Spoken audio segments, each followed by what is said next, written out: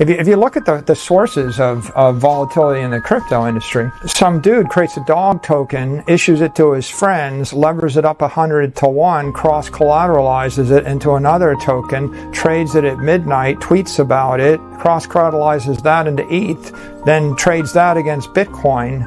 Okay, what could go wrong? Like, so people look and say, well, Bitcoin's highly volatile, I'm afraid to own it. Where's the volatility coming from? It's coming from the excessive leverage, the unregistered securities that are cross-collateralized into the asset class. It's coming from immature tax regulation. I'll give you an example of a tax regulation.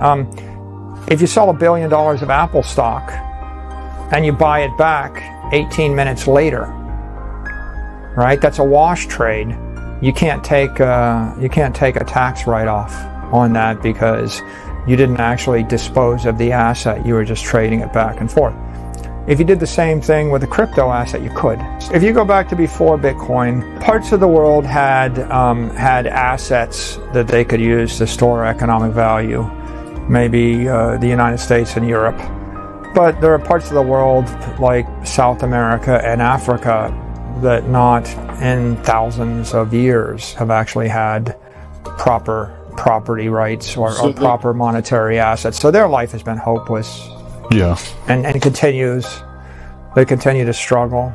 Right? There are like 10 currency collapses in Argentina over the course of 200 years. Or the Russian currency collapsed in 1998. Mm-hmm. Right? So I think if we look at the history of modern currencies, right, the U.S. dollar is the winner in every war in the 20th century, and it's lost 99.7% of its value in 90 years, and is on track to lose 99.9% of its value in 100 years. That's the best one, right? So every other one was worse than 99.9%. Bitcoin's crypto property. It's the apex crypto property, and it's 100 times bigger than the next viable crypto property. And the regulatory question, the big one is, are you allowed to own property? And the answer in North Korea and Cuba is no. Right? The answer in China is sort of sometimes for a while, we're back and forth, right? Right? Do you own your house, or you have it for 70 years or 100 years or whatever? But mostly, yes, you can own property. In Western Europe and the US, generally you can own property. So the other regulatory questions are, what's a crypto exchange? Mm-hmm. Okay, if you're an exchange, can you actually trade? And do you need to have a surveillance agreement with the SEC? A national securities exchange in the US can let you trade stocks with 2x leverage. In the crypto economy, they're trading at 100x leverage. So if you got rid of the dollar, how am I supposed to fund the $1 billion loan to buy the Bitcoin that yields 27%, right? So it doesn't make sense. The other point, of course, is you want to get rid of the dollar, you got to get rid of the nation. If you get rid of the nation, then you need to figure out how to provide for sewage and health care and Social Security and defense and police protection and settled squabbles over, FTC, spectrum rights, mm-hmm. and who gets to broadcast on 10 megahertz channels. And there's a whole set of issues that have nothing to do with money that get resolved at the municipal and the state and the federal level. So Bitcoin is an approximation of a perfect monetary system because it is correct. It has no inflation in it. It's not corruptible because it's decentralized. Satoshi figured out how to implement conservation of energy in cyberspace. The difference between me sending you the MP3 file and me sending you the Bitcoin file is the Bitcoin had $1 billion on it. And when I sent it, I lost it. But when I sent you the MP3 file and it had Beethoven's Fifth Symphony on it, I kept it and I could send it 1 million more times an hour. So information is non-conservative. Energy is conservative. Bitcoin represents conservation of energy.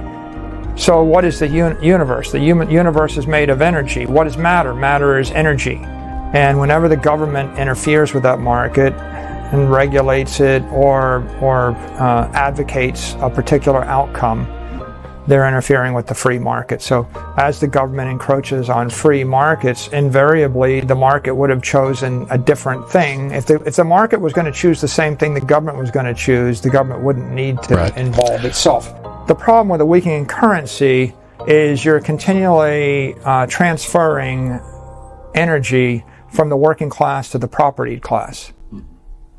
Right? And you're making it exponentially harder for the working class to rise in society or to acquire anything of value, and you're making it exponentially easier for the propertied class to remain entrenched in power. And that seemed to me to be grossly unfair.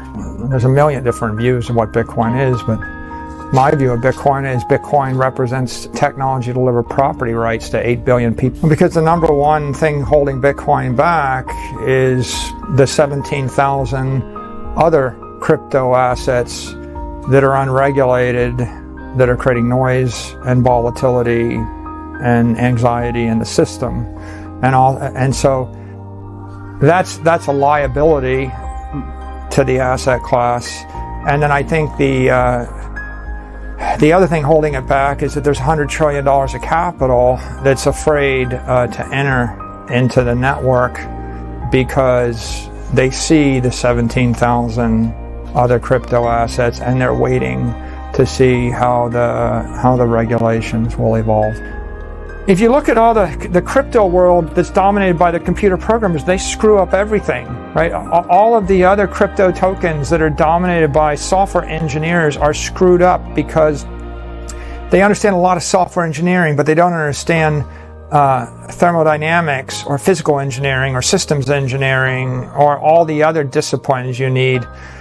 So Satoshi represented one part economics and one part systems engineering and one part computer engineering and one part game theory and one part practical political science and a little bit, all of the mechanisms you see in thermostats, the difficulty adjustment. It's a first order negative feedback loop.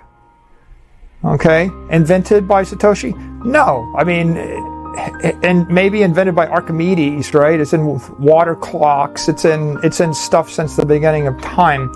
Every mechanical engineer understands this stuff. If you posit that they're bad regulations, then they'll be bad. And if they're good regulations, they'll be good. Everything that I can see about the regulatory environment implies that the regulators are actually pretty well informed. Right? They recognize the innovations that exist. If you parse every word by Gary Gensler for the past 5 years, what he said is Satoshi's innovation is real. He recognizes the existence of decentralized digital property that is not a security. He said that there is a place for a stable coin, a digital currency.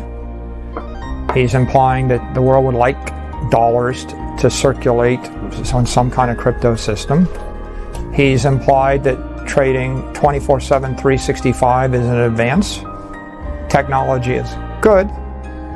And if you offer a security to the general public, you have a duty of transparency to them so they can make a rational decision.